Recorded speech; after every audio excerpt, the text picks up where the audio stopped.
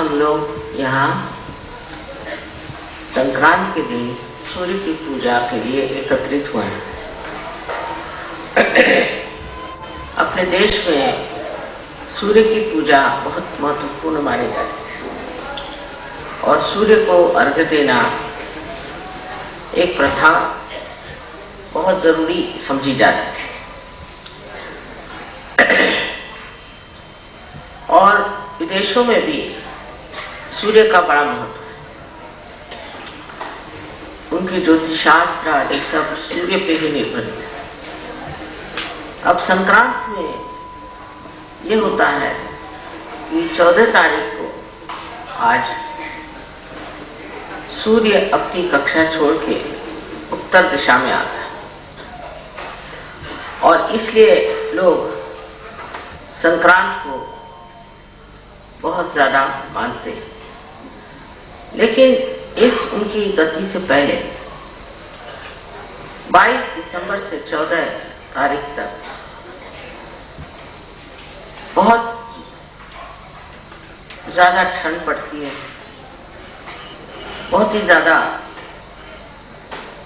लोगों को तकलीफें होती है, जुकाम होता है और हर तरह की शारीरिक पीड़ा भी हो सकती है क्योंकि उसके बाद उसको संक्रमण काल है।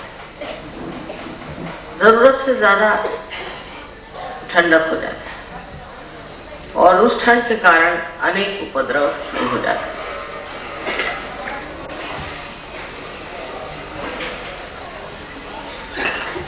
पर इस ठंड का भी एक उपयोग होता है।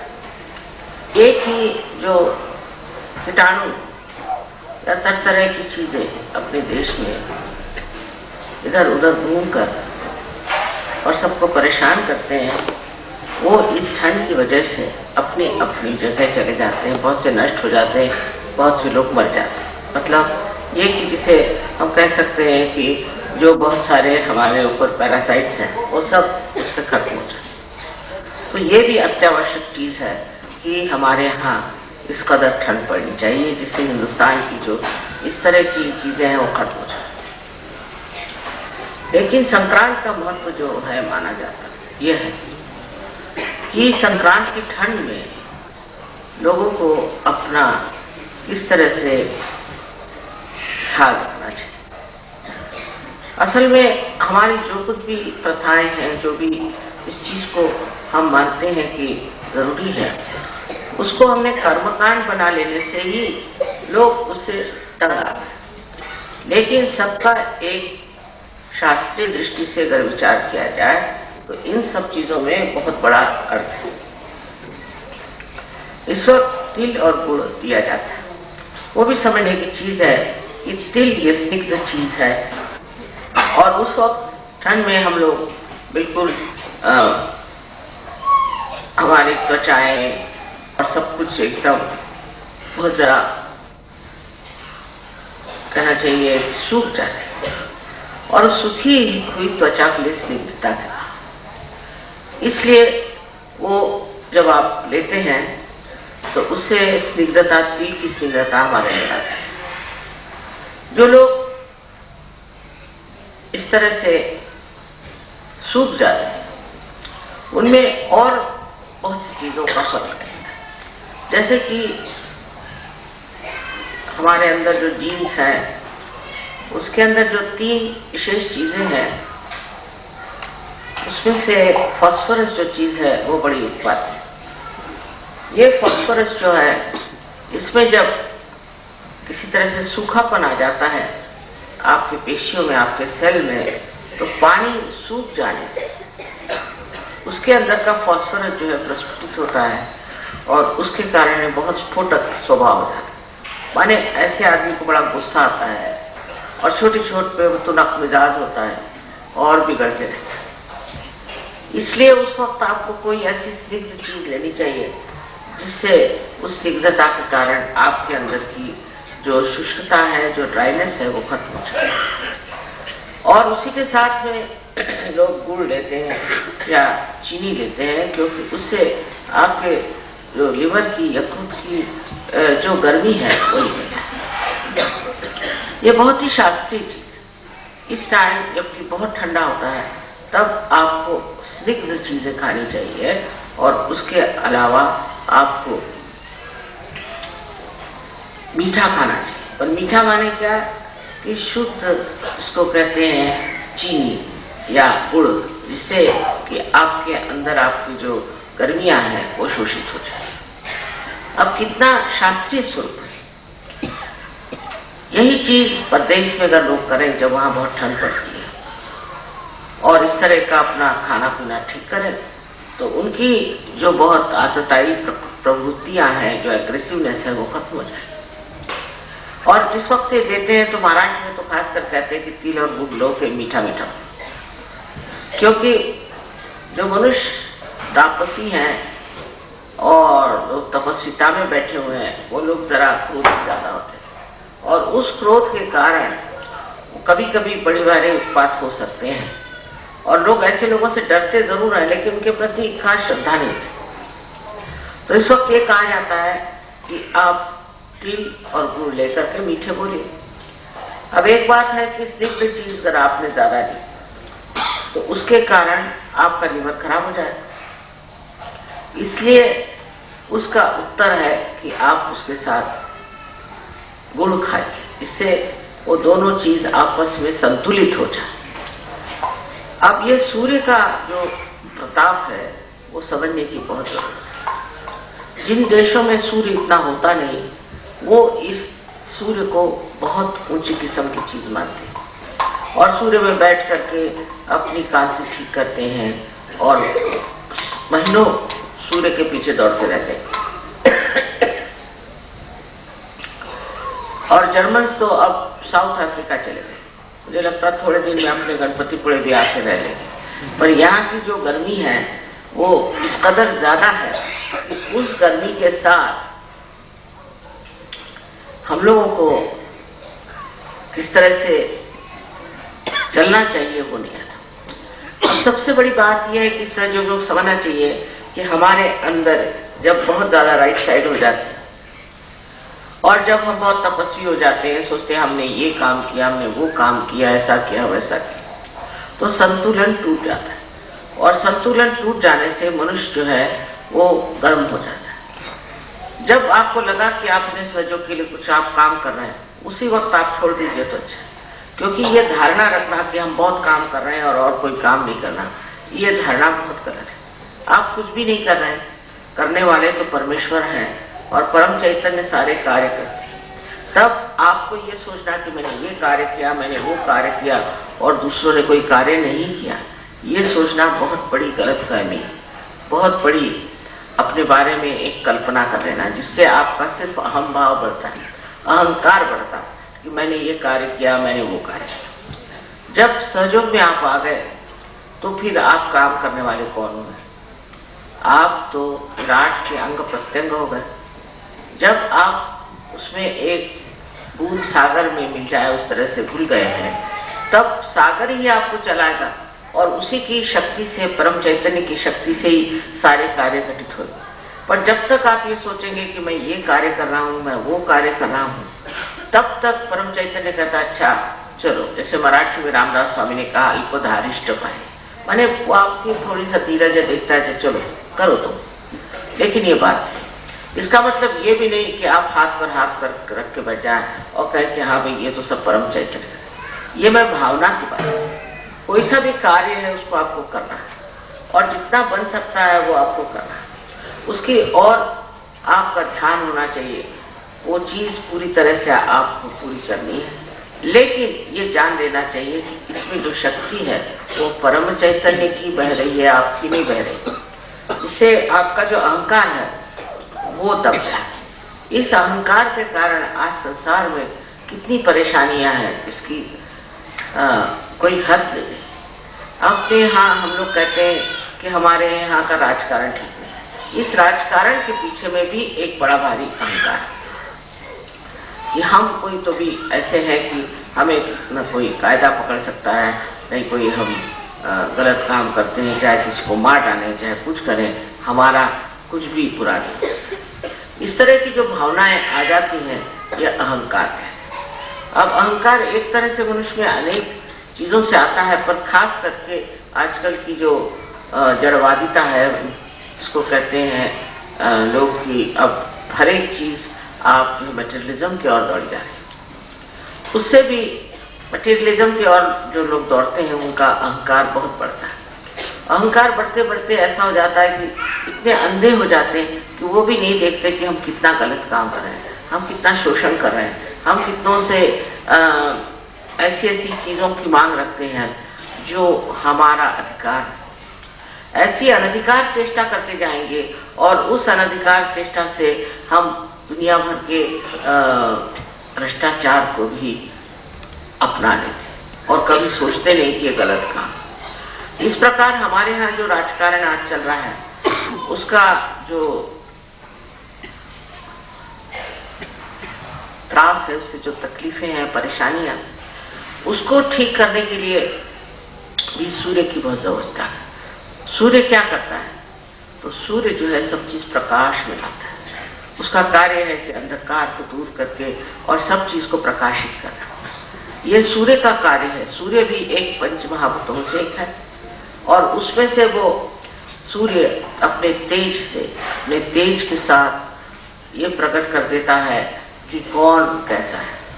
आज जो हम कलयुग के बाद कृतयुग में उतरे हैं तो ये कार्य परम चैतन्य सूर्य के द्वारा करें कि सबको वो एक्सपोज करें, सबको वो प्रकटित करें। ये लोग कैसे हैं, वो लोग कैसे हैं, हर तरह के लोग प्रकटित होते जाएं।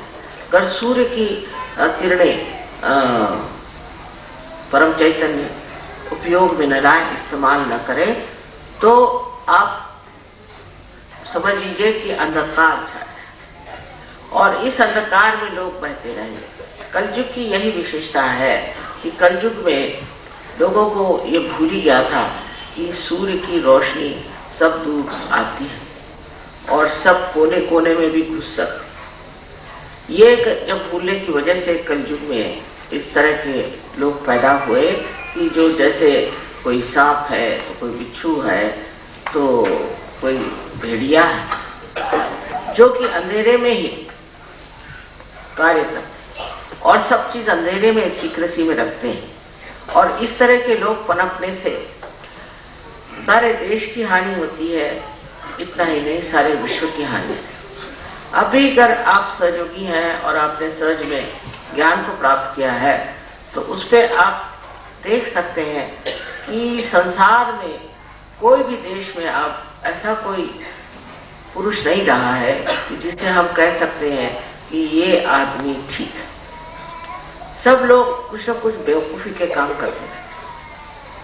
इस कदर बेवकूफी के काम करते हैं कि बड़ा आश्चर्य होता है कि ये इस तरह से क्यों हो गए और क्या कर रहे हैं। जैसे कोई है बहुत माने हुए न्यूजीलैंड के एक थे, वहां के प्राइम मिनिस्टर। मैं उनको मानती थी क्योंकि वो पार्ट, लेकिन सहज जैसे उनमें वो प्रगल्भता नहीं आई, मैच्योरिटी नहीं आई। बड़े अच्छे थे, भाषण अच्छा देते थे और काम अच्छे किए, पर बेवकूफी यह की कि अपने सेक्रेटरी से शादी करते। ये सब बेवकूफियां इसलिए आती हैं कि कलयुग में अंधकार, इस अंधकार में मनुष्य बहुत सारे गलत काम करने लगता है। और इस कलयुग में जानना चाहिए कि सूर्य हर जगह अपने प्रकाश में इन सबको खोल देगा, सबको सामने ले आए और जो जो लोग गलत काम कर रहे हैं वो सामने प्रकटित हो। इसलिए एक सहयोगियों को अपना जीवन अत्यंत पारदर्शक रखना चाहिए। ऐसा रखना चाहिए कि जिससे अंदर बाहर कोई भी शक न करे। बहुत जरूरी है क्योंकि सबसे ज्यादा सूर्य जो है वो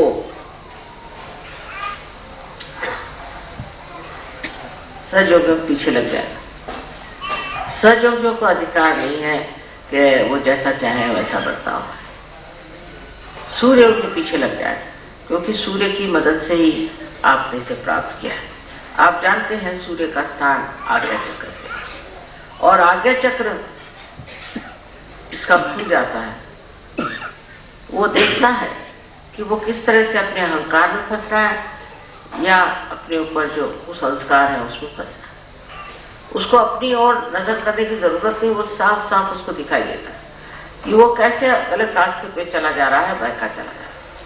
और उस सूर्य को, उस आज्ञा चक्र के सूर्य को जब आपने पूरी तरह से खोल दिया तो उसके प्रकाश में आप संसार की कितनी ही बातें देख सकते हैं जो आपके लिए नाशवान है और जो आपके समर्थ है। ये प्रकाश, यही प्रकाश जिसे आत्मा का प्रकाश कहना चाहिए। इसके दो अंग हैं। एक तो इसका अंग है चंद्रमा, जो कि श्री गणेश स्वरूप, और इसका दूसरा अंग जो है वो है ईसा मसीह। इस तरह से दो तरह के इसके अंग हैं। और जब आपके सूर्य का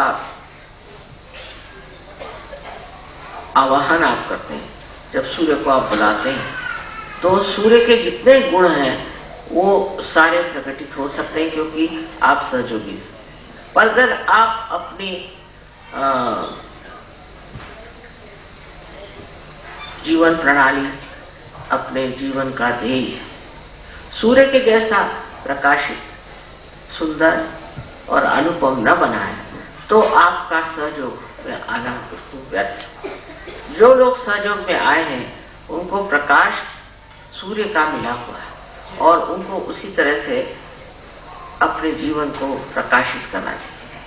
आप जानते हैं कि सहयोग में आने के बाद आपके आंख में ज्योत दिखाई देती, चमक सी आती। ये जो ज्योत आपके अंदर आ जाती है, वो ज्योत इसकी द्योतक है, इसके प्रतीक रूप है कि आप में आत्मा का प्रकाश आ गया। उस प्रकाश में आप अपने को भी देख सकते हैं, दूसरों को भी देख सकते हैं, अपने भी चक्र देख सकते हैं और दूसरों के भी चक्र देख सकते हैं। पर अगर आप सहज में पूरी तरह से उतरे नहीं और उसका आपने पूरा लाभ नहीं उठाया, तो ये दोनों ही क्रियाएं बहुत मत पड़ जाती हैं।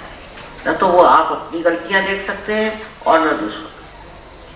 और जब आप अपनी गलती देखते हैं तो फिर आप अपना अहंकार भी देखते हैं, अपना अहंभाव भी देखते हैं, अपना क्रोध भी देखते हैं।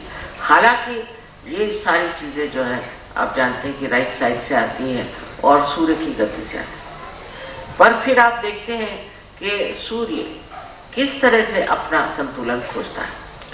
जहां सूर्य होगा ज्यादा, वहां पेड़ बहुत होते, वहां पेड़ हरे भरे, ऐसे पेड़ के जिससे लोग उनको सूर्य का ताप न लगे, पेड़ के नीचे बैठे। ये सूर्य का कार्य। जहां सूर्य नहीं होगा वहां पेड़ नहीं, वहां बर्फ है। इस प्रकार देखिए अपना संतुलन सूर्य संभालता है। और अनेक तरह से, जैसे कि जो देश बहुत उष्ण देश है, गर्म देश है, वहां के जो जानवर होते हैं तो उनके ऊपर में बाल नहीं, उनको बाल नहीं।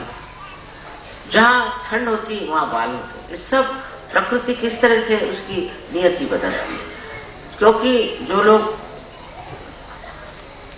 ठंडी देश में रहते हैं उनको जरूरी है कि ऊनी कपड़े मिले, उनको ऐसे जानवर होने चाहिए कि जो बहुत उनको ऊन दे। इसलिए आप देखिए कि जहां जहां ठंडा है वहां जानवरों में बहुत ज्यादा सूर्य की अनुपस्थिति में वहां पर जो है क्या कहना चाहिए कि इतना ज्यादा विपुल ऊन आदि होता है और लोग पहनते भी। अब जिसपे सूर्य की कृपा हो जाए वो आदमी बहुत तेजस्वी होता है। जैसे शिवाजी महाराज थे, राणा प्रताप थे, अपने देश में और भी देश में ऐसे तेजस्वी लोग हैं।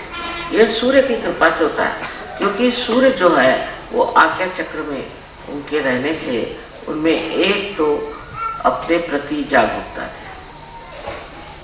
शिवाजी महाराज एक तरफ में समझ लीजिए कि मुसलमानों से लड़ रहे थे उस जमाने में जो शत्रु थे उनसे भिड़ जाते थे। उसी तरह वो अत्यंत स्वाभिमानी होते हुए भी अत्यंत नम्र थे। नम्रता भी उनमें थी और नम्रता के साथ साथ वो अपनी माँ को बहुत ऊंची चीज पर मानते थे। वो देवी को मानते थे और जिसको मानते थे अपने गुरु को, रामदास स्वामी को, और जिसको मानते थे कम से कम वो 21 ऐसे लोगों को मानते थे जो बड़े बड़े संत साधु। ये सारा उनकी तेजस्विता जो थी उससे दिखाई देता है कि जब आदमी इस तेजस्विता में उतरता है तो उससे वो किसी को भस्म नहीं करता, किसी पे क्रोधित नहीं, उसमें बड़ा संतुलन होता है। और उस संतुलन में वो ऐसे करता है कि जब वो किसी के साथ कोई सी भी बात हो जाए या कुछ हो तो उससे जरूर वो समझाएगा, बताएगा, लेकिन इस तरह से बताएगा कि जिस तरह से वो आदमी समझ जाए कि हाँ ये मेरी गलती थी, अब मुझे ऐसे करना नहीं चाहिए। क्योंकि सूर्य की विशेषता मैंने आपसे बताई कि ये हमारे अंदर बहुत संतुलन देता है। जैसे पृथ्वी तत्व को संतुलन देता है, सब चीज को संतुलन देता है। और अगर सूर्य न हो, सूर्य की गति न हो तो न तो वर्षा होगी, न ही ऋतु आएंगे, और न ही जो हमें अलग अलग सूर्य के कारण उगने वाले फूल और हर तरह की जो वनस्पतियां दिखाई देती, कुछ भी नहीं दिखाई। सारा पृथ्वी का सारा ही जो कुछ भी पृष्ठभाग है वो ऐसा हो जाए जैसे वीरान सहारा, इस तरह से हो जाए। इस सूर्य की अनेक कृपाएं, अब खासकर अपने देश में सूर्य की विशेष कृपा है। इस सूर्य की कृपा इतनी है कि हम लोग उसको समझते हैं, लेकिन एक बात समझनी चाहिए कि इसमें एक ऊर्जा भी, उस ऊर्जा को हम इस्तेमाल करना नहीं चाहते। मुझे आश्चर्य हुआ कि ऑस्ट्रेलिया में इस ऊर्जा पर कितना काम हो रहा है, जहां पर इतनी सूर्य की किरणें आती नहीं। इस देश में जहां इतना सूर्य है, यहां अगर हम इस ऊर्जा का काम ठीक से शुरू कर दें तो हमारे अधिकतर प्रश्न जो है वो ठीक हो जाए। इस सूर्य की ऊर्जा से न जाने हम लोग क्या क्या कर सकते हैं, लेकिन हमने एक बार कोशिश की कि अपनी गवर्नमेंट से कहें कि हमें सूर्य की ऊर्जा से कुछ काम करना है, तो उन्होंने लाखों रुपए का खर्चा बताया। तो हमने कहा भाई ये तो ठीक नहीं, इससे अच्छा दूसरा ही करें। पर इस पर अगर लोग ध्यान दें कि सूर्य की ऊर्जा से हमारे कार्य ठीक हो सकते, तो हमारे बहुत से प्रश्न जिसके लिए हमें इतना पैसा खर्चा करना पड़ता है और जितनी परेशानी उठानी पड़ती है, वो आसानी से ही एकदम ठीक हो जाए। जैसे कि सूर्य की जो किरणें हैं, उसकी जो ऊर्जा है, उसकी जो शक्ति है, उसको अगर हम संचित कर लें तो उससे हम अनेक कार्य कर सकते हैं। अब सहयोगियों को चाहिए कि इस ओर ध्यान दें, जिस ओर अभी आपकी प्रगति नहीं हुई वो आप कर सकते हैं, और सूर्य विशेषकर आपको मदद करे, क्योंकि आप सहयोगी हैं और परम चैतन्य जो है वो आपकी मदद करेगा। इसको किस तरह से आपको उपयोग करना है, किस तरह से इसको इस्तेमाल करना है। अब सबसे बड़ी बात यह है कि इस सूर्य के कारण मनुष्य कार्य जब सूर्य चले जाते हैं तो मनुष्य शांत सो जाता है, पर जब सूर्य आता है तो उसका कार्य और वो मेहनत करे। पर आश्चर्य की बात है कि जहां जहां जिस देश में सूर्य है बहुत ज्यादा, वो देश जो है वो आलसी है, और जिस देश में बहुत कम है वहां लोग बहुत बहुत। इसका कारण ये है कि जहां बहुत सूर्य होता है वहां मनुष्य क्लांत हो जाते, थक जाता है, बड़ी जल्दी उसको थकान आ जाती है, क्योंकि राइट साइड आ गई, फिर राइट साइड के लोग हमेशा थके रहते।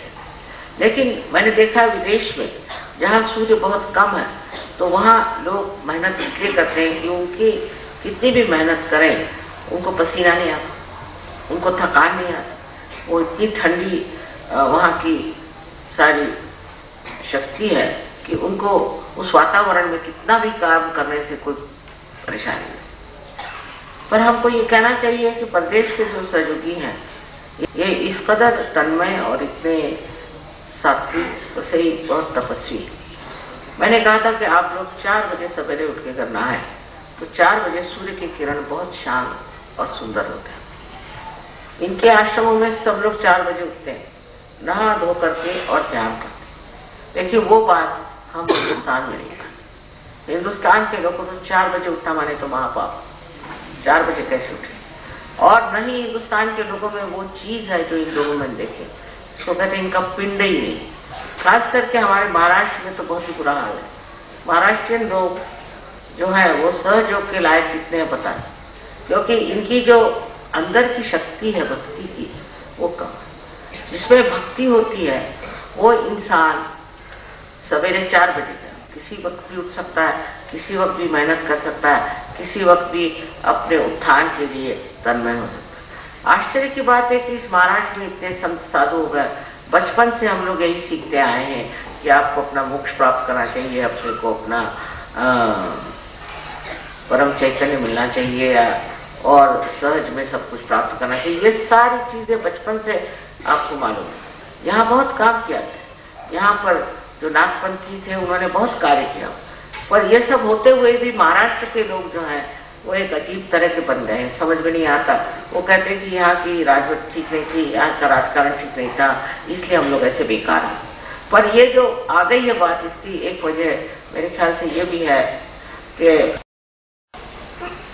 महाराष्ट्र के लोग सोचते हैं कि हम तो सब जानते हैं, हमको सब कुछ मालूम, बुद्धि परस बुद्धि से बैठे कि हम तो सब जानते हैं।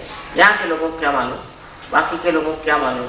अब दिल्ली वालों को दत्तात्रेय क्या ये नहीं मालूम, वो क्या करेंगे। आपको दत्तात्रेय मालूम है, उनकी कहानी मालूम है, सब कुछ मालूम है, लेकिन आप दत्तात्रेय नहीं हो सकते।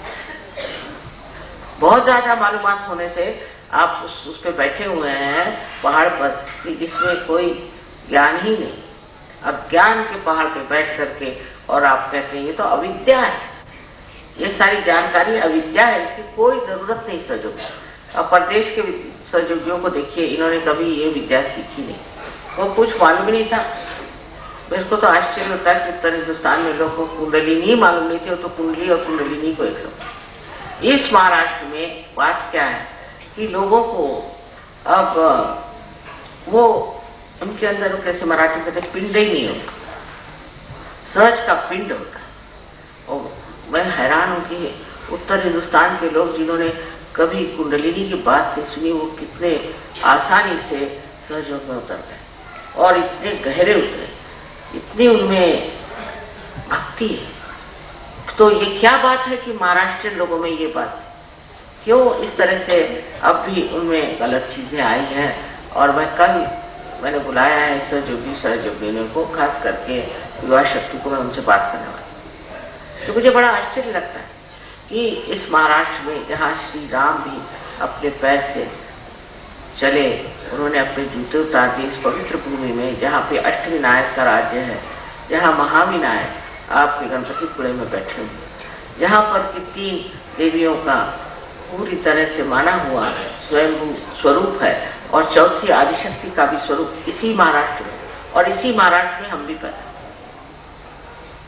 ये होते हुए भी महाराष्ट्रियन लोगों में ये बात क्यों है कि अभी या तो कर्मकांडों की वजह से या अपने बारे में बहुत अहंकार के हम बहुत मराठी जिसको कहते शिष्टपना वो आ गया है, और इसलिए जो गहराई चाहिए वो नहीं, वो उच्चंकर और बहुत ही ज्यादा अपराधिक जिसे कहते हैं कि ऊपर ऊपर है।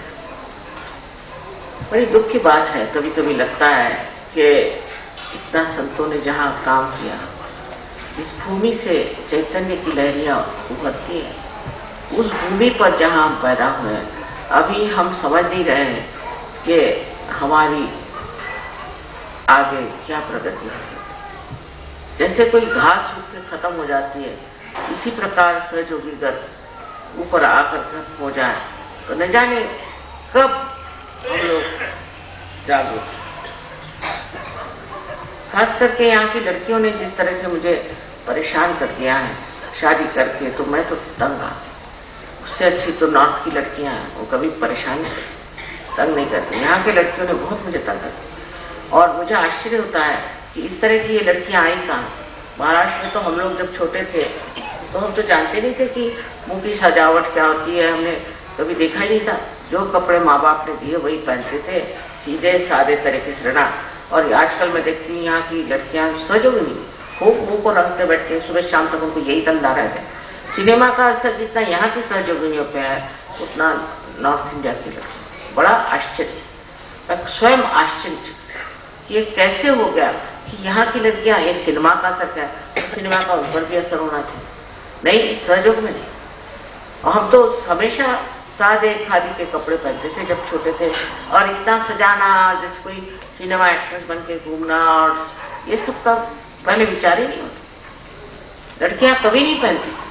और वैसे पंजाब में भी जब तक लड़कियों की शादियां नहीं होती थी सब सादगी से रहती।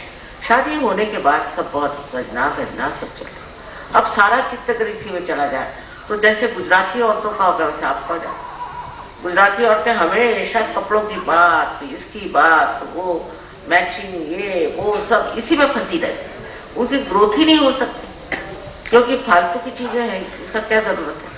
अपने आप जो आप शांति में उतरे और अगर अपने आप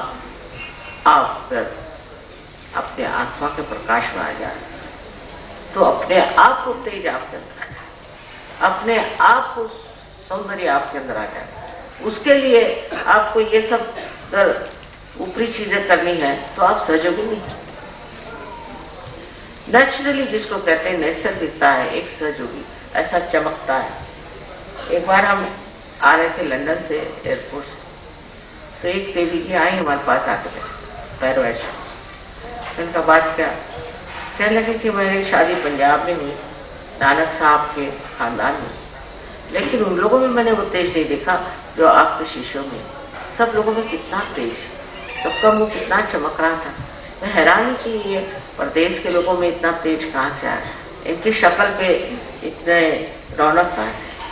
फिर उन्होंने बताया कि हमारे गुरु जो है वो ऐसे ऐसे हैं, वो प्लेन से जा रहे हैं। ये सारे आपके लिए बैठी हुई है, ये सब आपको मिल सकता है।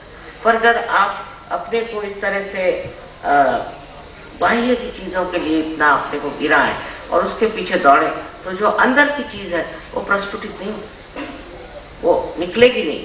उसका जैसे कुछ आपने उसको दबा दिया, उसको छिपा दिया। मैं हर बार कहती हूँ महाराष्ट्र में जब भी आती हूँ मुझे बड़ा दुख लगता है क्योंकि मुझे बड़ी ज्यादा उम्मीद थी महाराष्ट्र लोगों से। मैं सोचती थी कि महाराष्ट्र में सबसे ज्यादा धर्म है, सबसे ज्यादा अच्छाइयाँ हैं और ये देश विशेष करके सहयोग के लिए। पर जब मैं देखती हूँ महाराष्ट्र के लोगों के लिए तो बड़ा आश्चर्य। आज कहने की बात नहीं, पर जैसे कुछ बातें देखी गई तो बड़ा आश्चर्य। मुफ्तखोरी और जैसे कोई उनमें आत्माभिमान है, जैसे उनके अंदर कोई लगन नहीं है। जो मुफ्तखोरी कहाँ से आए? आपको पता है तुकाराम के पास, संत तुकाराम के पास शिवाजी महाराज बहुत सारे जेवर और सामान लेकर, तो संत तुकाराम ने जब उसको पता हो तो उनकी पत्नी को ये चीजें दे दी तो उनका सब वापस करो। तुम मेरी पत्नी हो, तुम कोई राजा की रानी तो नहीं हो, कोई देवी नहीं हो, तुमको इनकी क्या जरूरत है। तुम मेरी पत्नी हो और मेरे पत्नी के नाते तुमको रहना है और उस नाते में तुम रहोगे तो ये सब चीजों की जरूरत है। उसी प्रकार तुम सहयोगी हो, सहयोगियों का एक्ट्रेसेस होने की क्या जरूरत है, उनको बनने ठनने की क्या जरूरत है। और दूसरे जो इन लड़कियों ने मुझे परेशान कर दिया वो ये कि सबके ऊपर हंसना, इतनी ज्यादा हंसने की इनमें बीमारियां हैं, मैं समझ नहीं आता। हर एक का मजाक करना, फिर वो किसी की भी इज्जत नहीं करती, पढ़ी लिखी भी नहीं हो तो भी सब पे हंसना, तो परेशान।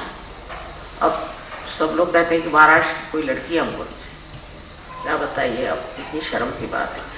संक्रांत में बैठ करके और मैं आपसे ये बताना चाहती हूँ कि आप अपने गौरव को पहचानें, अपनी शक्ति को पहचानिए, आप क्या है। जब आप इस चीज को जान जाइएगा तब आप समझ जाइएगा कि ये सब चीजें करने से आपको क्या मिलेगा। परदेश में जाकर के भी इन लड़कियों ने बड़े गुण खिलाए और ऐसी ऐसी बातें की जिसमें बड़ा आश्चर्य था। ये ऐसी इस तरह से इनको कहाँ से ये आ जाता है कि कोई गांभीर्य नहीं, किसी गंभीरता से किसी बात को सोचते थे। यह आज मेरा विचार नहीं था कि आप लोगों से बात कहूं, पर बहुत ही बातें इस तरह से हो गई हैं कि मुझे आज कहना पड़ा, क्योंकि सूर्य की बात है और सूर्य के सामने सारी बातें सामने आ जाती। इस पूना शहर से 5 लड़कियां वापस आ गई, उनके पतियों ने छोड़, वो बहुत अच्छे लोग हैं, उनमें कोई खराब नहीं, 5 लड़कियों को छोड़ दी। उसका कारण क्या? उसका कारण ये कि सबका मजाक करना। कल भी मैंने देखा यहाँ लड़कियां हंस रही, जहां पर हंसना है वहां हंसना चाहिए। हर समय मराठी में शब्द खिदड़ रही, उसकी क्या जरूरत?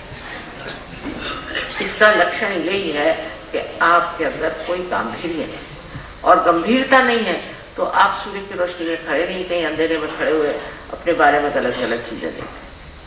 आज खास करके मुझे विनती की गई कि माँ आप इन लड़कियों के बारे में कुछ कहिए, क्योंकि इस तरह की अगर बात होती रही तो इस महाराष्ट्र का नाम पूरी तरह से डूब जाए।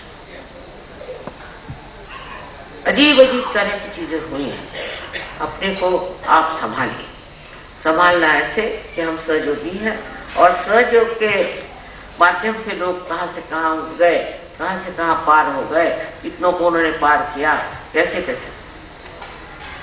लेकिन अभी भी हम उसी चक्कर में बैठे, कुछ तो अपने अहंकार में फंसे हुए और कोई अपने संस्कारों में फंसे हुए और कोई बाह्य की चीजों में अटके हुए। ये चीज सभी के लिए जानने वाली। अपने देश का उद्धार तभी होगा जब हम इस सूर्य के जैसी तेजस्विता अपने अंदर। अरे इस महाराष्ट्र में एक से एक औरतें हुई हैं, जिजाई जैसी माँ हुई, आपको मालूम अहिल्याबाई जैसी, होकर जैसी बड़ी भारी राज्य करती हुई, झांसी की रानी हुई और मुसलमानों में चांद बीबी भी यही थी। इस तेजस्विता पूरे देश में कैसी कैसी औरतें हुई और जिन्होंने कैसे कैसे कार्य करे। अब वही देश में ये पता नहीं कहां से सबसे जमा एक्ट्रेसेस हो रही और उनमें कोई किसी प्रकार की गंभीरता नहीं, कोई उनके अंदर प्रगल्भता नहीं, कोई देख करके नहीं कह सकता हाँ एक महाराष्ट्रीय लड़की। पहले तो बहुत होता था कि महाराष्ट्र की लड़की चाहिए, महाराष्ट्र की लड़की चाहिए, अब होता है कि महाराष्ट्र की लड़की। उसी प्रकार आज के दिन ये भी बताना है कि कार्यरत हमें होना है। और कार्यरत का मतलब नहीं कि एकांगी कार्यरत का सूर्य चारों तरफ फैलता है। अब कोई है कि उसको एक ही तरह का काम करना आता है, दूसरे तरफ किसी काम का आते हैं। बहुत से लोग यहाँ पर ऐसे हैं, खासकर अब ये नॉर्थ इंडिया के आदमी लोग ऐसे हैं कि उनको कोई फूल का नाम नहीं मालूम, पेड़ का नाम नहीं मालूम, उनको कुछ नहीं मालूम। उससे अगर आप पूछे फूल कौन से, तो कोई फूल को जानते, वो कोई पेड़ नहीं जानते, उनको ये नहीं मालूम कि ये सब्जी कौन सी है, ये कौन सा। उनको कोई कला के बारे में नहीं मालूम, ये कला कौन सी है, इस कला में क्या बताया हुआ है, इस कला में कौन सी शक्ति है, कितने सालों पहले ये कला आई थी है। महाराष्ट्र में तो कला है ही, उसका सवाल ही नहीं। जो कुछ कला है वो सब प्लास्टिक की कला है, पर कम से कम नॉर्थ इंडिया में जहाँ इतनी कलाएं हैं वहाँ लोग जानते हैं कि भाई राजपूत शैली क्या है, श्याम शैली क्या है और फलानी शैली क्या है, कला पर। संगीत में जरूर महाराष्ट्र ठीक है। अब वो संगीत भी ठिकाने लग जाएगा जैसे सिनेमा से गाने शुरू होते हैं। आज उस संगीत को उत्थान करना है तो महाराष्ट्र में संगीत को जमाना है और इसके जमाने के लिए हम पूरी तरह से प्रयत्नशील हैं कि यहाँ पर संगीत की कुछ अकेडमी बन जाए और कोशिश में है जैसे अकेडमी बन जाए। पर उसके प्रति एक तरह आपको अगर संगीत समझ लो नहीं आता है, आप गाना भी नहीं गा सकते, पर कम से कम संगीत के प्रति रुचि रखना बहुत जरूरी है। उसमें भी मैंने देखा कल लड़कियां हंस रही थी, क्योंकि बेवकूफी की निशानी है। बेवकूफ होते हैं वैसा करते हैं, इनको कुछ समझ में नहीं आता तो अब करेंगे। बेवकूफ होते हैं, उनको लगता है कि अब अपना अस्तित्व कैसे दिखाए, तो हंसो। ये महान बेवकूफी की निशानी है। अगर आपको समझ में नहीं आता तो शांतिपूर्वक बैठे, देखे, धीरे धीरे आप उसमें रुचि हो, क्योंकि अपना जो संगीत है वो अपनी संस्कृति का दूत, अपनी कलाएं, इसका कला जो क्या है क्या नहीं है वो समझने के लिए भी आपको जानना चाहिए कि हमारी संस्कृति क्या है। अब इसी महाराष्ट्र में इतनी बड़ी चीज है अजंता एलोरा, कितने लोग हैं जिन्होंने जाके देखा होगा अजंता एलोरा, वहां तो नहीं गया। वो क्या चीज है, हजारों वर्ष से यहाँ बनी हुई है, देखने लायक कि अंदर जहाँ सूर्य की रोशनी नहीं आती वहां इतनी सुंदर कलाकृति उन्होंने कैसे। ये सब जब तक आप देखेंगे नहीं आपको देश के प्रति प्रेम हो ही नहीं सकता। इतना छोटा सा देश इंग्लैंड है, पर हर एक आदमी को मालूम है कहाँ पर कौन सी चीज है। मुझे बड़ी आश्चर्य हुई, एक बार एक ग्लास मैंने खरीदा तो कहा माँ ये उस जगह होता है। अच्छा कहाँ, तो कहाँ से कहाँ उन्होंने बताया नॉर्थ में उस जगह पे बना हुआ, वहां की विशेषता है। हमारे यहाँ इसकी अकल ही नहीं है। हाँ ज्यादा ज्यादा साड़ियाँ कहाँ की ये समझ में आएंगी, बाकी तो कुछ नहीं कि और क्या क्या चीजें होती हैं, कहाँ कहाँ क्या होता है अपने देश में, कुछ बात नहीं। कौन से देश में कौन सी कला कौन से जगह होती है इसके प्रति हमें कुछ भी ज्ञान नहीं। जब हम अपने देश के बारे में जानेंगे नहीं तो हमारे यहाँ देशभक्ति कहाँ जाएगी।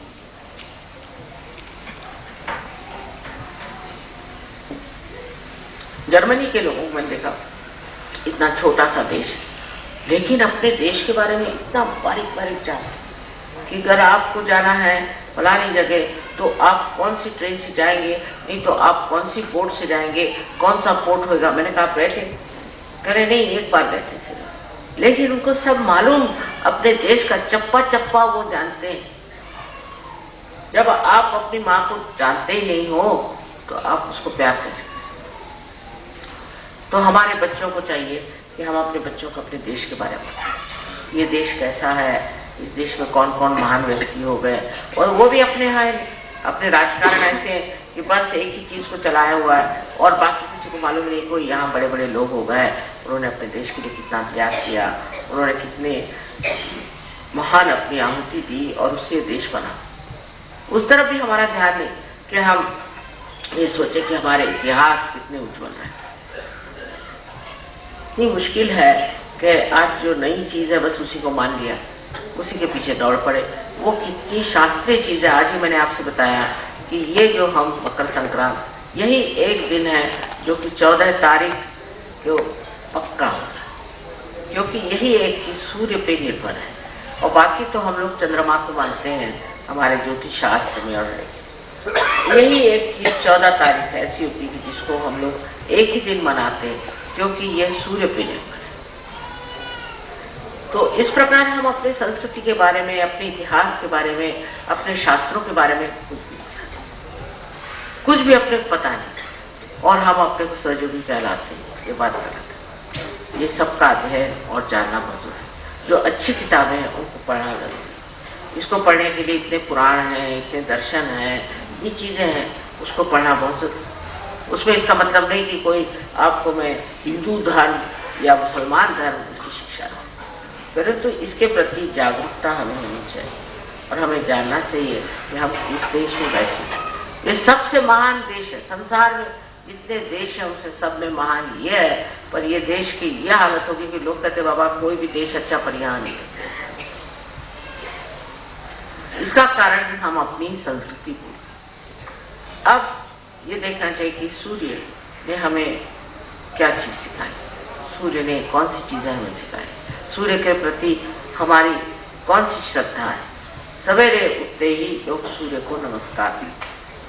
सूर्य के नमस्कार से हमारी तंदुरुस्ती अच्छी है। सूर्य को नमस्कार करने का मतलब है कि श्रद्धा, उसके प्रति मान रखना। पहली चीज है कि दूसरों के प्रति मान करना। यहाँ तक कि पृथ्वी को हम नमस्कार करते हैं सवेरे उठ के, ये पृथ्वी माँ हमें क्षमा कर, तुझे हम पैर से छुए। जिनमें किसी प्रकार का मान करने की प्रवृत्ति नहीं है, वो दुनिया में हमेशा अपमानित रहे।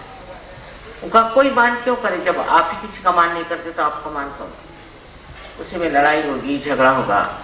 अपने यहाँ माना हुआ है, इस माँ बाप का मान रखना। बाल बच्चों को यही सिखाया जाता है कि अपने गुरु का मान रखो, अपने धर्म का मान रखो, अपने देश का मान रखो, सारे सृष्टि का मान। अब सूर्य की इस प्रचंड प्रखर जो हमारे यहाँ विशेष आशीर्वाद है, उसमें हम लोग भी ऐसे खत्म हो गए कि हमने सब पेड़ काटे। हमें विचार ही नहीं कि ये पेड़ इसी सूर्य ने हमें किस लिए की छाया हो, इससे बरसा। ये जो पूरा बनाया हुआ चक्र है, साइकिल है, वो पूरा करने के लिए ही ये सूर्य ने दी हुई हमें विशेष रूप की जो एक आशीर्वादी भूमि है, उसको हम पूरा काट छाट करके और खत्म करें। तो सहयोगी का कर्तव्य है कि जितना हो सकता है उतने वो पेड़ लगाए। एक उसका परम कर्तव्य, मैंने 1000 बार कहा है कि आपका ये परम कर्तव्य है कि आप झाड़ लगाए, पेड़ लगाए और हर तरह के बाग बगीचे में आप विकसित। आपको हैरानी होगी कि इंग्लैंड जैसे देश में वहां पर किसी के पास बाग नहीं होगा तो एक छोटी सी जमीन ले लेंगे सब लोग और एक एक जमीन पे काम करेंगे। तो हर एक सैटरडे संडे जाके जमीन पे काम करते हैं, बड़ा मजा आता। पर मैंने रशिया में भी है, मैंने देखा, हैरान है, रशिया में भी लोग जो है ऐसे पेड़ होंगे, तो जहाँ जहाँ अच्छे अच्छे पेड़ होंगे जहाँ पानी देंगे, वो देखेंगे। उतना ही नहीं, अपनी छोटी सी जमीन, चाहे वो बिल्कुल ही छोटी जमीन हो, 10-10 फीट बाय 12 फीट भी हो, तो भी जा करके उसको संचित कर, उसको अच्छे से देखेंगे, उसको पानी देंगे, उसको ठीक करेंगे। मैंने हैरान, अपने तो यहाँ तुलसी को भी पानी देने के लिए लोगों को फुर्सत। अभी मैं डॉक्टर साहब क्या गई थी, उनके यहाँ एक पेड़ लगाया होता शोभा की, सूख रहा था, मैं 2 बार का इसको पानी दो पानी दो पानी दो। अंत में मैंने सोचा कि मैं ही उसको पानी दे देती। फिर आपके हाथ में चैतन्य, उस चैतन्य से आप अगर पानी दें तो सस्य श्यामलाम ये भूमि हो जाती। इस भूमि में ऐसे ऐसे पेड़ निकलेंगे, ऐसे ऐसे सुगंधित फूल निकलेंगे, ऐसा इसको आप सुंदर बना देंगे कि जो आज ऐसा लग रहा है विराट, वो सब ठीक हो जाए। 1935 साल हम पहली मरतबा पुणे आए थे, 1935 साल।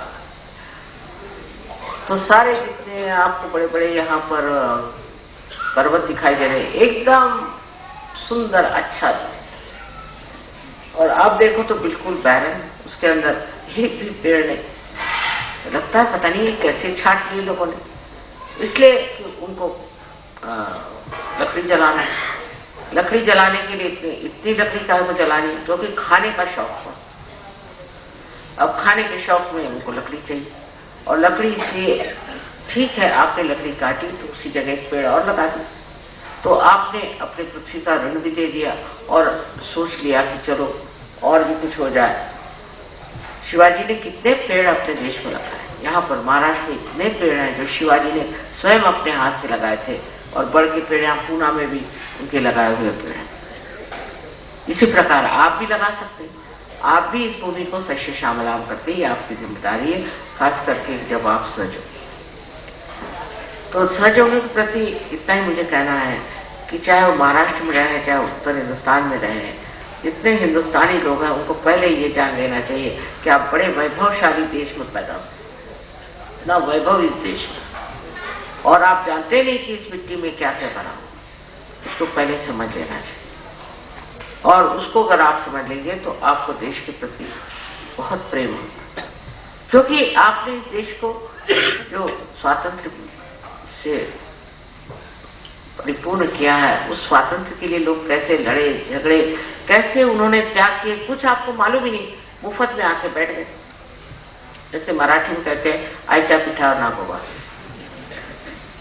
तो सब लेकर के बैठ गए आराम से, जैसे कि आप ही बड़े भारी देशभक्त थे जो आपने पाए। इसके पीछे भी इतनी बड़ी संघर्ष की शक्ति थी, इतने लोगों ने ना त्याग किए, इतने लोगों ने जाने दी, मर गए, सब कुछ किया। उसके ऊपर आप लोग अब वेस्टर्नर बन रहे हैं। सहयोग में जो कल्चर है उसका वेस्टर्नर से कैसे, गंदे गंदे कपड़े पहनना, उनके उतारे हुए कपड़े पहनना, उनके जैसे अपने को ये करना। ठीक है आप प्रदेश में गए तो ठीक है, उनकी जैसे पहनी क्योंकि उसकी वहां जरूरत, पर अपने देश में भी अब देखते हैं हम इतने गंदे कपड़े लोग पहन के घूमते हैं कि बात आती है। जो अपने संस्कृति में है वो अनादिकाल से चला आया परंपरागत, उसकी वजह यह है कि वही चीज हमारे देश के लिए उपयुक्त है। परंपरा से जो चीज आ रही वो बाद में धीरे धीरे ठीक होते होते एक दशांत हो जाए, फिर उसके बाद में उसको बदलने की जरूरत है। तो परंपरागत हमें जो प्राप्त हुआ है संस्कृति का दान, ये बड़ा उच्च। अब आपने देखा कि प्रदेश से जितने लोग आते हैं वो सब अपने ही कपड़े पहनते हैं, अपने जैसे रहते हैं, सब सजोगी, कहते मां इसमें बड़ा आराम, बड़े आराम। और वहां भी प्रदेश में भी अब घूमने लगे, उनको डर ये लगता है कभी कभी कि हमें ऐसे लोग देख के हरे रामा वाले लगता है, लेकिन उनको बड़ा अच्छा लगता है कि ये कितनों ने कहा मेरे कुर्ते पजामे मंगा दीजिए, हम कुर्ते पजामे, क्योंकि उसमें जो एक सादगी, उसमें जो एक सरलता है वो और किसी कपड़े में नहीं। अब अगर आपको कहीं जॉब में जाना है या कुछ करना है, ठीक है, उसके लिए आप ऐसे कपड़े पहने, पर रोजमर्रा के लिए जो है अपने देश के जो कपड़े हैं बहुत ही सरल, सीधे और बहुत आरामदेह। इस प्रकार हमें अपने देश के प्रति देखना चाहिए कि हम इस देश से क्या ले सकते हैं और क्या दुनिया को दे सकते हैं। बहुत जरूरी है। लेकिन मैं देखती हूं कि हमारे यहां देश प्रेम है ही नहीं। देश प्रेम जिस आदमी को होता है वो कभी भी अपने देश की बुराई नहीं सोचता, कभी। हाँ, देश के लोग खराब हो गए पर देश में खराबी ये नहीं मानते। जो लोग खराब है वो इसलिए क्योंकि उनमें देश प्रेम नहीं। अगर उनमें देश का प्रेम होता तो वो इस तरह अपने देश को लूटते नहीं हैं। उनकी हवस जो है वो जाके दीवारों में सारे जो वो भरते हैं नोट्स, वो नहीं, उसका अलंकार और नहीं होता।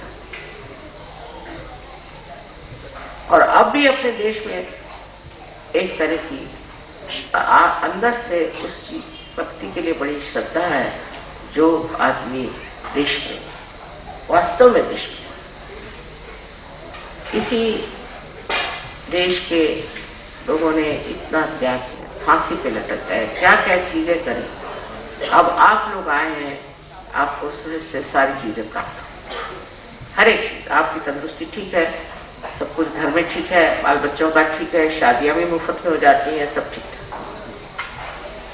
हर तरह के आपको आशीर्वाद, ये तो जरूरी बात है। लेकिन इसका ये तो मतलब नहीं, अब भी मेरे पास चिट्ठी आएंगी कि मेरे भाई की बीबी के फादर के मदर के फलाने के ठिकाने की एक नौकरी नहीं मिल रही है, उसको आप कर दीजिए।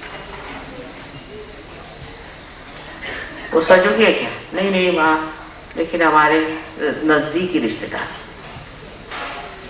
कोई कुछ ऐसी चीजों को मानते हैं कि मुझे आश्चर्य होता है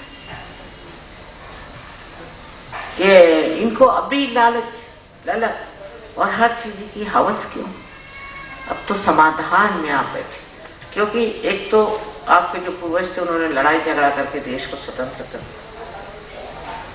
अंग्रेजों से लड़े, कितना उन्होंने त्याग करके ये देश आपको, और उसके बाद जब ये देश आपको मिल गया है, उसके बाद ये भी जानना चाहिए कि सहयोग मिल गया, और सहयोग से सब चीजें आपकी ठीक हो गई, आपकी बीमारियां ठीक हो गई, आपकी तकलीफें ठीक हो गई, सब चीज अच्छा हो, ये तो मानना पड़ेगा। और ये होने पर भी आपका चित्त ही नहीं। मैं बहुत बार देखती हूँ कि सहयोग में भी लोगों का चित्त ही नहीं होता है। हम बोल रहे हैं ध्यान इधर उधर, कोई आया उधर ध्यान गया, उधर ध्यान गया।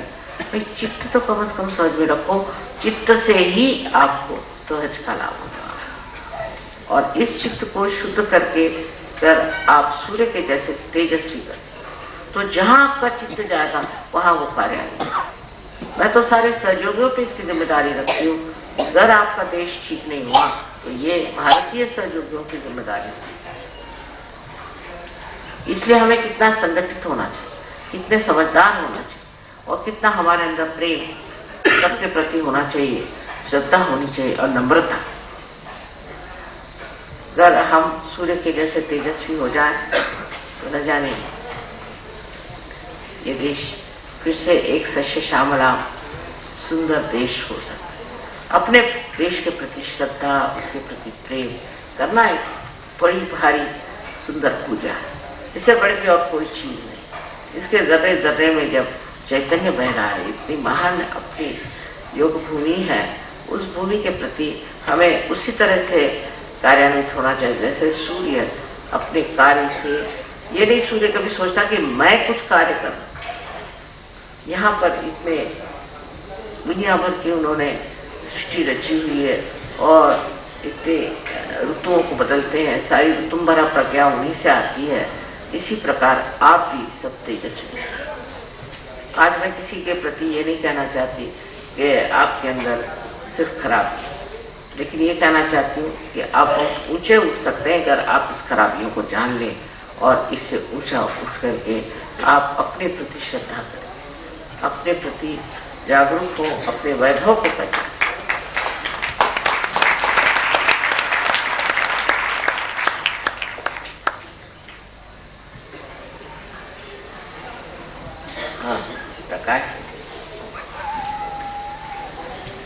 I'm sorry I have to speak in this language because normally I always speak in English language and you have heard me so many times in English language. This could be translated. This was more meant for Indians than for you. I am very pleased with all the Sahaja Yogis from abroad, and I have seen that they have utilized Sahaja Yoga very well. I don't think I have anything to correct them and to tell them anything about it, because they are really so dedicated and so beautiful. Sahaja Yogis here have to learn a lot from you. I am telling them, you must learn from them how they have humbled down themselves, how they have taken to this Sahaj culture, and how they are all the time ascending higher and higher.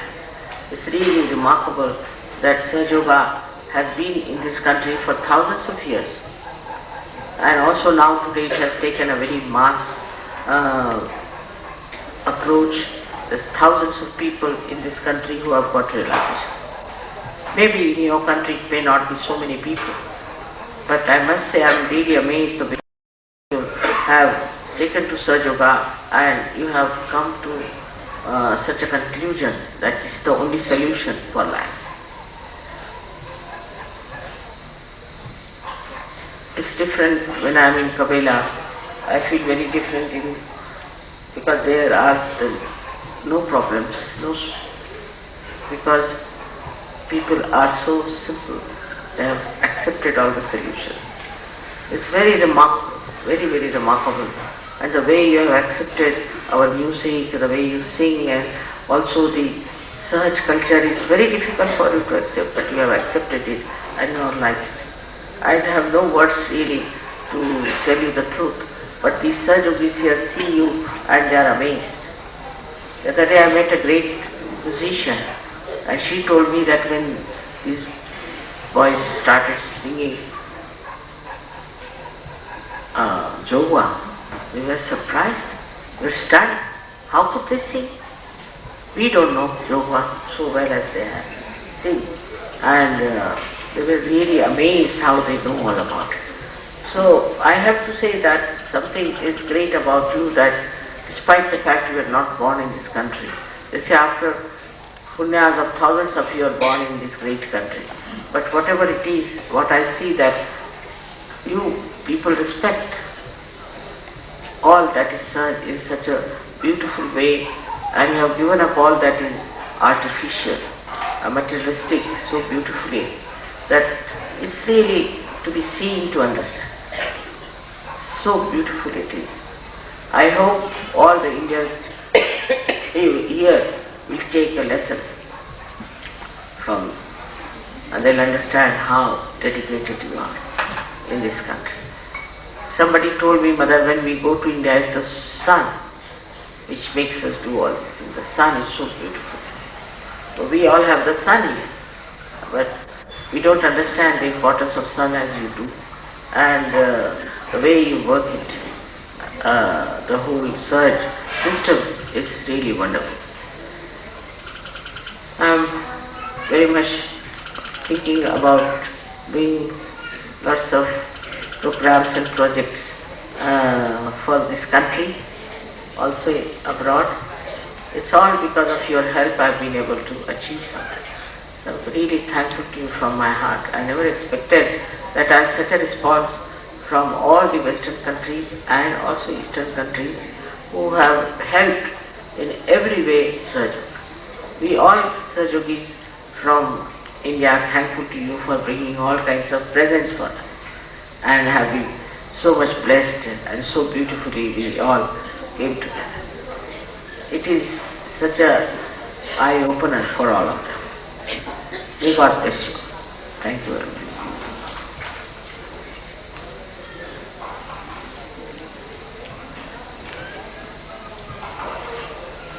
आणि नम्रता ह्यांचं असं आहे, मी जर एक अक्षर म्हटला उत्तर तर देणं सोडलं, जे म्हणीन ते.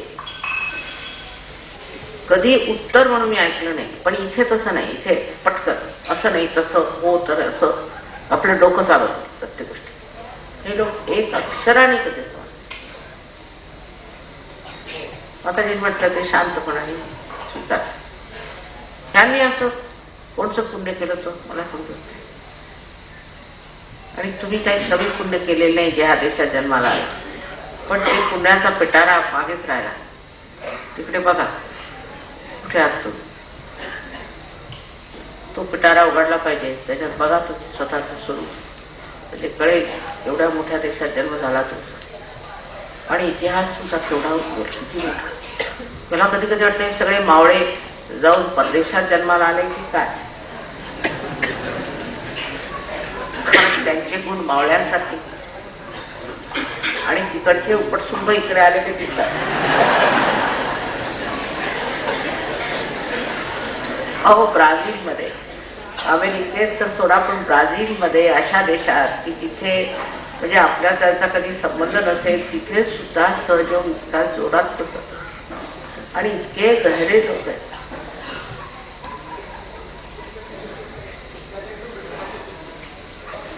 यूपी मध्ये 30 IAS ऑफिसर्स सहयोगात आहेत, 30. आणि इथे एक काही IAS ऑफिसरला तर शेपट्यात सगळ्यांना ते काय येतात सहयोगात, अजून त्यांच्या शेपट्या पडल्या पाहिजे, मग माणसापैकी शिष्टपणा फार. महाराष्ट्र लोकांना भयंकर शिष्टपणा, हा शिष्टपणा जायला पाहिजे. नम्रता म्हणजे नाही, त्यातल्या त्या तिथल्या बायका मला तर जास्त शिष्ट आहेत पुरुषांचं. हे जर एकदा झालं आणि घटित झालं की आपली स्वतःची ओळख जर झाली तर आपोआप मनुष्य नम्र होतो आणि हा शिष्टपणा जायला पाहिजे, फार आवश्यक. जर महाराष्ट्रीय लोकांचा इतिहास बघितला, अहो हा खरंच महाराष्ट्र, खरोखर महाराष्ट्र यात शंका नाही, फार पवित्र, फार उच्च. पण हे झालंय काय मला समजत नाही. असे लोक इथे कसे आले आणि कुठून आले ते समजत. आणि आता सहयोगात आल्यावर मात्र हिरा आपण तासून घेतो, तसं स्वतःला तासून घेतलं आणि त्याची तेजस्विता जी आहे ती सूर्यासारखी झाली पाहिजे. नाही तर संक्रांतीचा काय फायदा आहे पूजा करून, तरी व्हायचं सूर्य म्हणायचं दगडचे दगड, त्यांनी काय काम होणार. पूजेवर पूजे झाले म्हणून आता मी महाराष्ट्रात पूजाच देत नाही, पण काही अपरिणामच येते तर काय फायदा. पूजेत सुद्धा फुकटखोरपणा, कंजूसडेपणा अगदी फार स्पष्ट. आणि मी जेव्हा बोलते ना तर लोकांना असं वाटतं की माताजी कोणा दुसऱ्याबद्दल बोलताय, स्वतःबद्दल बोलतात असं लक्षातच येत नाही. म्हणजे आपल्यात बदल कसा होणार, आमचंच काहीतरी चुकलं असं कोणा वाटत. तर दिल्लीत 3च महाराष्ट्रीयन आहेत कधी, पण ते इतके उत्तम आहेत की सगळे म्हणतात माताजी काही महाराष्ट्रीयन इकडे बोला. म्हटलं नको, राहू दे, जे उत्तम होते ते आले इकडे, बाकी आता नको.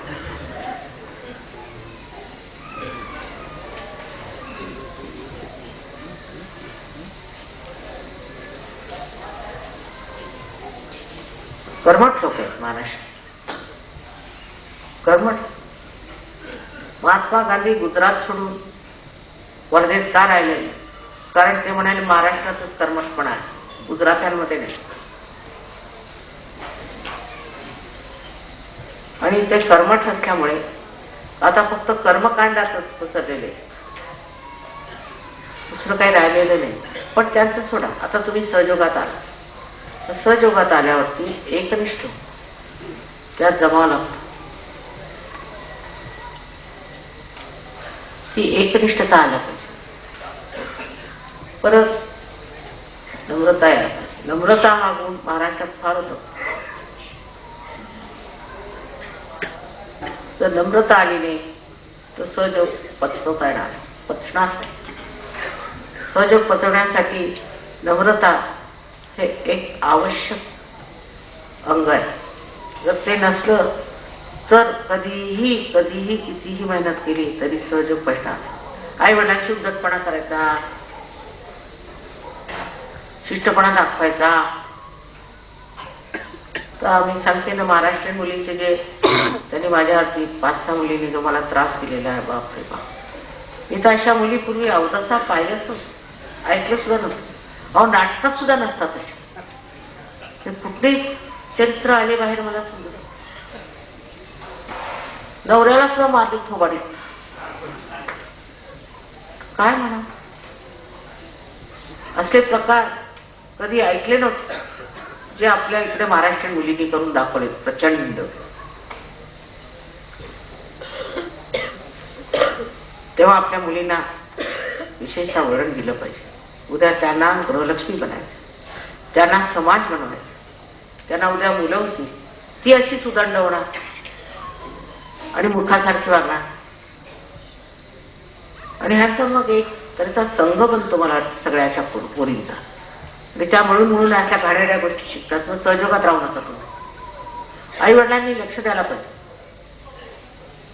महाराष्ट्राचं एकदम पूर्णपणे नाक कापलं गेलेलं मी सांगतो सगळीकडे या मुलींच्या मुळे.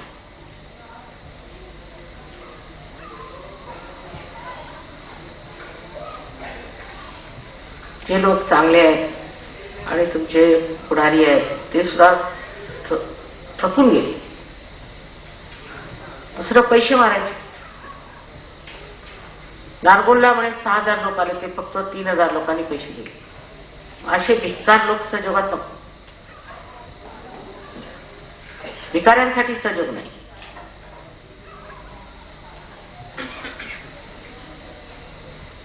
अनाथालयात जावं अशा लोकांनी. इथे त्याला पाहिजे जातीची. बेकार लोकांसाठी सहयोग नाही.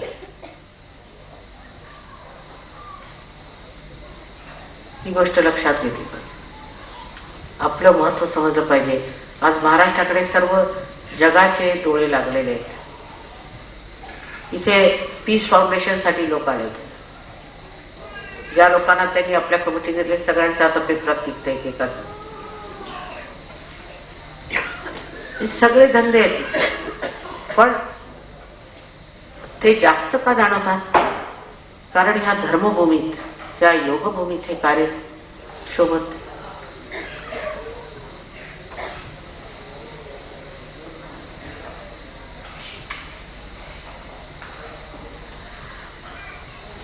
एक तऱ्हेने मला फार आशा आहे तुम्ही जागृत व्हाल आणि महाराष्ट्र देशाचं कल्याण करा. या फॉरेनर्सनी कविता केली आहे, महाराष्ट्र देशाला जागृत करू द्या. दगडाला कोण जागृत करणार आहे? गाण्याने होतं का? आतून एक विचार आहे. परत सांगते की महाराष्ट्रात फार गरज आहे, फारच गरज आहे. कारण सगळ्यात दुनियेचे लक्ष इथे, सगळ्यांची दृष्टी इथे. तेव्हा महाराष्ट्रामध्ये एक तऱ्हेची नम्रता, एक संस्कृती असायला पाहिजे.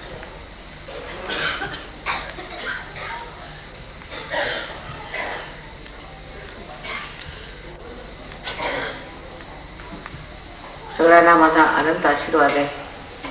आणि एकच मागणं आहे की ज्या देशात तुमचा जन्म झाला त्या देशाचं नाव मोठं करा. सहयोगाच्या लोकांनी एवढं जरी नाही केलं तर मग काय करणार?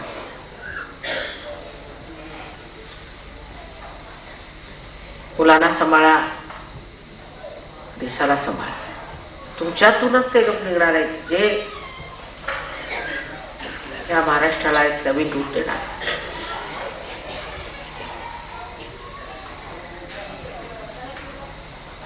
माझे सगळ्यांना अनंत आशीर्वाद.